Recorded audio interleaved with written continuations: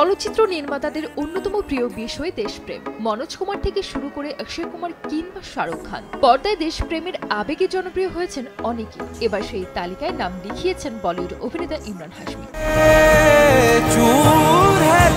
জম্মু ও কাশ্মীরের পহেলগাঁওতে জঙ্গি হামলা নাড়িয়ে দিয়েছে গোটা ভারতকে। সেই আবহেই পর্দায় মুক্তি পেয়েছে কাশ্মীরের জওয়ানদের বীরত্বের লড়াই গ্রাউন্ড জিরো। 2001 সালে সন্ত্রাসবাদী হামলা হয়েছিল ভারতের সংসদ ভবনে। সেই ঘটনা এবার রূপলি পর্দায়। আর এই সিনেমার মুখ্য চরিত্রে অভিনয় করেছেন ইমরান হাশমি। শুক্রবার 25 এপ্রিল প্রেক্ষাগৃহে মুক্তি পেয়েছে ফারহান আখতার অমৃতের সেদওয়ানি প্রযোজিত সিনেমা গ্রাউন্ড জিরো। এক বিএসএফ এর জীবন অবলম্বনে নির্মিত হয়েছে এই সিনেমা। 2001 সালে ভারতের সংসদ ভবন হামলার ঘটনায় যে মাস্টার মাইন্ড ছিল, সেই গাজী বাবাকে কিভাবে খতম করেছিল জওয়ানরা, সেই চিত্র তুলে ধরা হয়েছে। গাজী বাবা জৈশ-ই-মোহাম্মদ জঙ্গি গোষ্ঠীর অন্যতম মাথা। সেই মাথাকে কেটে ফেলেন বিএসএফ জওয়ান নরেন্দ্রনাথ দুবে, যে চরিত্রে কামাল দেখিয়েছেন ইমরান হাশমি।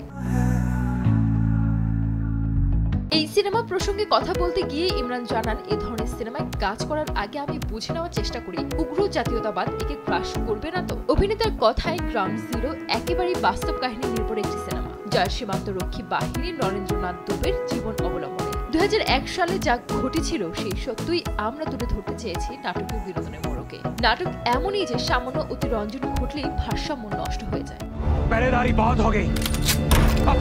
ইমরান আরো জানান, যখন সীমান্তরক্ষী বাহিনীকে নিয়ে সিনেমা তৈরি করা হয় তখন সতর্ক তো থাকতেই হয়, সমস্ত কিছু যেন পুঙ্খানুপুঙ্খ হয় সেদিকে নজর রাখা দরকার। কারণ ওই সীমান্তরক্ষী বাহিনীর পরিবারের সদস্যরাও সিনেমাটি দেখবেন, ফলে এই সংবেদনশীল বিষয়টিতে যথেষ্ট জ্ঞান রাখা প্রয়োজন।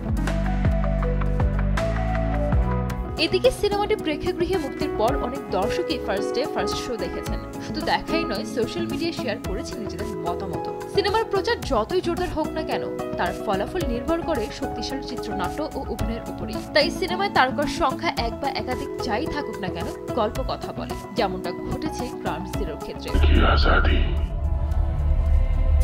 সিনেমাটি দেখে এক নেটিজেন লিখেছেন, জাস্ট গ্রাউন্ড জিরো দেখলাম। কাশ্মীরের আসল সত্য এই সিনেমার ইউএসপি, প্রত্যেক ভারতীয়কে এই সিনেমা নাড়িয়ে দেবে। আবার কেউ লিখেছেন, দিল্লিতে স্পেশাল স্ক্রিনে দেখলাম গ্রাউন্ড জিরো, দেশ প্রেমের অন্যতম উদাহরণ এই সিনেমা। আরেক নেটিজেন লিখেছেন, কাশ্মীর ভারতেরই অংশ, তা আরো একবার সকলকে মনে করিয়ে দিয়েছে এই সিনেমা। আবার সিনেমা দেখে কারোর অভিমত, সন্ত্রাসবাদের বিরুদ্ধে লড়াইয়ের আরেক প্রতিচ্ছবি গ্রাউন্ড জিরো।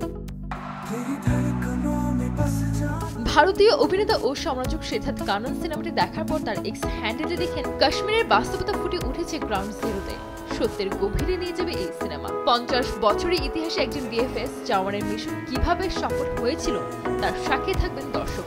আমার মনে হয় প্রত্যেক ভারতীয়র এই সিনেমা দেখা উচিত। যদিও পহেলগাঁও হামলার পর সিনেমাটি ঘিরে উত্তেজনা এই মুহূর্তে কিছুটা কম, তবে বিশেষজ্ঞদের মতে বক্স অফিসে অবশ্যই সফল হবে ইমরানের গ্রাউন্ড জিরো। সঞ্জিত আক্তার, দেশ টিভি।